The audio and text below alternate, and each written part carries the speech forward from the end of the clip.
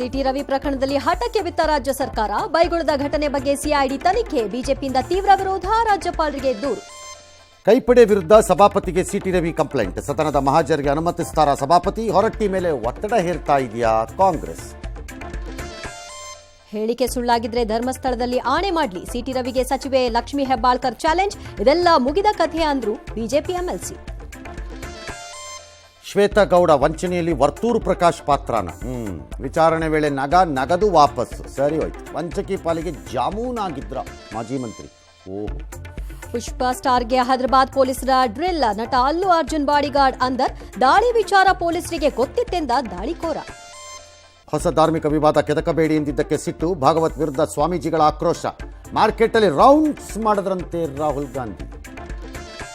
ಕೆಲವೇ ಹೊತ್ತಲ್ಲಿ ನಟ ಶಿವಣ್ಣಗೆ ಸರ್ಜರಿ. ರಾಜ್ಯದ ವಿವಿಧೆಡೆ ಅಭಿಮಾನಿಗಳಿಂದ ಪೂಜೆ ಪ್ರಾರ್ಥನೆ. ಮುಂಬೈನಲ್ಲಿ ನಿರ್ದೇಶಕ ಶ್ಯಾಮ್ ಬೆನಗಲ್ ಅಂತ್ಯಕ್ರಿಯೆ. ಚಾಂಪಿಯನ್ಸ್ ಟ್ರೋಫಿ ವೇಳಾಪಟ್ಟಿ ರಿಲೀಸ್. ಫೆಬ್ರವರಿ 23ಕ್ಕೆ ದುಬೈನಲ್ಲಿ ಭಾರತ ಪಾಕ್ ಬ್ಯಾಟಲ್. ದಯಾದಿ ದೇಶಕ್ಕೆ ಕಾಲಿಡಲ್ಲ ಅಂತೂ ಟೀಂ ಇಂಡಿಯಾ.